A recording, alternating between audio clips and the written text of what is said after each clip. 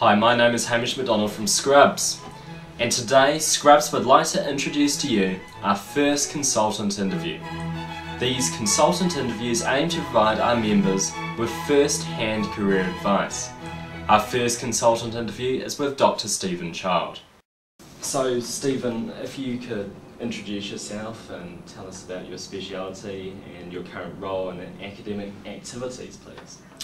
Yes, I'm Dr. Stephen Child. I'm a general physician with a subspecialty interest in respiratory medicine. I trained in Canada and have been working in New Zealand for 18 years, primarily as a general physician. My role is 0.5 in-hospital general medical work, and I do 0.2 in private, and I do the remainder of time as medical education. Sure. Whereabouts did you study in Canada? I trained at the University of Ottawa in Canada, and then I worked for a year as a house officer in Whangarei, and then came back and finished my specialty training in Vancouver before coming back and working up in Dargaville and then Auckland Hospital. Sure. What is one of your fondest memories from your med school days?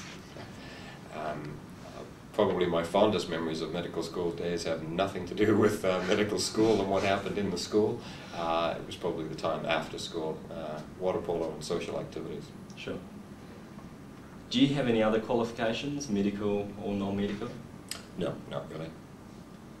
Why did you choose your specialty you are working in now? Well, it's interesting. It was more a process of elimination. I think more I guess I've had an inquisitive mind, and therefore the idea of solving problems appealed to me more. Surgery I ruled out because to me it was a bit routine, to be honest. The first time going through the anterior abdominal wall was fun. Sure. The 10th time wasn't so much fun. Yeah. Psychiatry didn't interest me, as I felt it very difficult dealing with psychiatric patients. Obstetrics and gynecology was not my thing. So it was really a pediatric or a medical subspecialty or interest where I was leaning. Sure. And and then after that I just followed my interest, really. Sure. In your current role, what does a typical day look like for you? Well, that's what I love the most about my job, actually. It's extremely varied. Usually my day starts in the morning with doing a ward round of inpatients at the hospital. And then in the afternoon, it's either private practice in 2 different locations in the city, or it's teaching work, medical administration, office work, computer work, something like that. Sure. So it would be fair to say you enjoy the variety most in your current role? Oh, very much. I mean, going back, first of all, medicine with a capital M and being a doctor, what I think I enjoy the most is that every day is a challenge. It's not a routine, ever. But then within that medical role, I enjoy the fact that about 70% of my time I'm actually seeing patients, and 30% of the time I'm not. Sure. And that's important to me. I don't personally think I have the personality that I could see patients 100% of the time. I think I would find that extremely draining. On the other hand, when I've sat through useless committee meetings as well, there's no way I could do administration and politics 30%, 100% of the time as well. So I like the mix. Yeah. The demands of doctors these days are numerous. How do you maintain a balance, maybe out of work or in work and out of work? Sure. That's something it's interesting. When I first came here, I remember a lot of the older clinicians, in fact one in particular drew me aside and very gently rapped me on the knuckles, really, because I wasn't a workaholic doctor that was staying here until the late hours. My family has always been the #1 priority to me, and so when my daughter was young, if I could, I'd leave the hospital at 3:30 and 4 o'clock in the afternoon, and I'd cycle home and I'd play with my daughter, and that was always my #1 priority. The other major priority in my life is sports, and I love being outside, and I love doing anything, and so.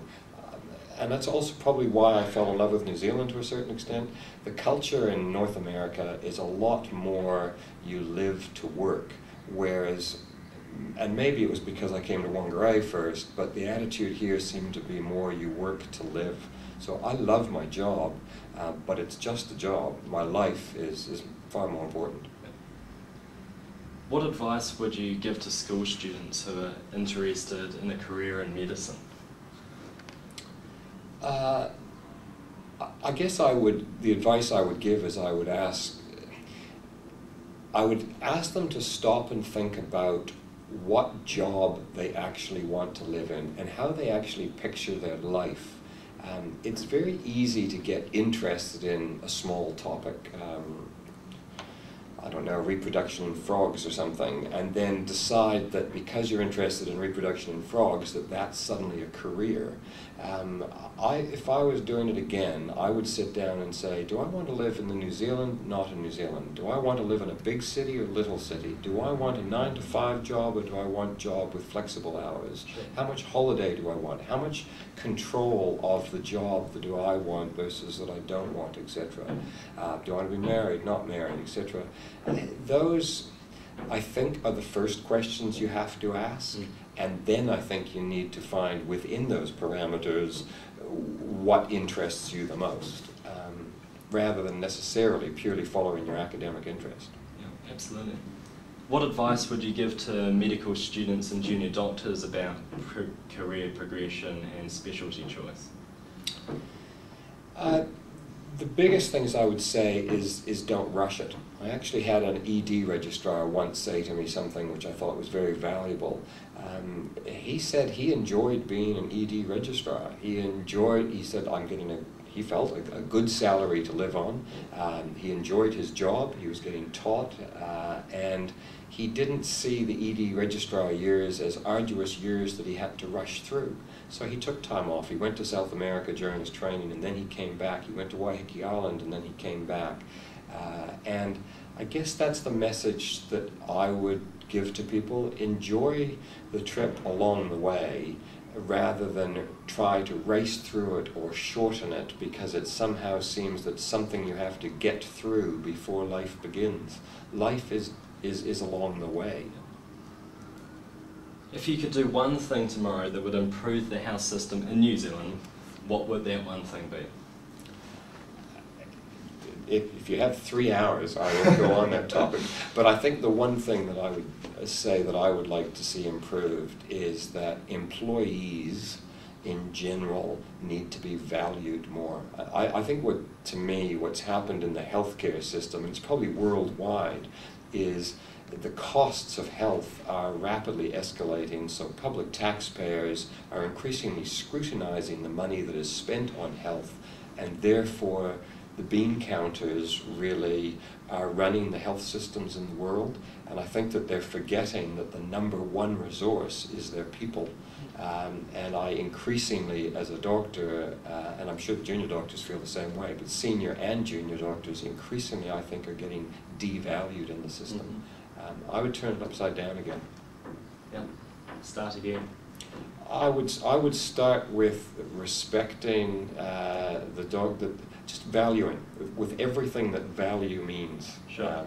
Appreciate the input you get from them, allowing them autonomy, supporting them to achieve the outcomes that you're trying to go, rather than telling them what to do, if you know what I mean. Yeah, absolutely. If you had to do everything again, would you still choose medicine? I've often said this to people at parties. The other one I've considered as being an engineer, because the idea of wearing jeans and driving a truck around half the time and the rest of the time sitting on my computer doing math equations excites me too. But no, I would definitely do medicine again, personally. I enjoy every aspect of it, bar one, but it's the pleasure as well. Can I ask you what the bar one is? Yeah, the bar one, and the reason I was going to try to slightly hesitate on a careers video is what you don't want to hear, but the one downside about medicine is the responsibility that is inherent in the job, and it varies depending on what aspects of medicine you're in, to a huge level of responsibility for many surgeons, lesser responsibility for maybe public health physicians or something, but no matter where you are in medicine, there's responsibility. And some people handle that very, very well. Some people don't, and I think it's the huge stress. But it's also the joy. It's the blessing that I'm allowed to I was talking to someone last night over a cup of coffee, and they asked me about their mother-in-law, and in 3 or 4 minutes, over a conversation of a cup of coffee, I was able to help someone by doing nothing other than having the knowledge that I've been taught. That's pretty special. Yeah, absolutely. Stephen, thank you very much for your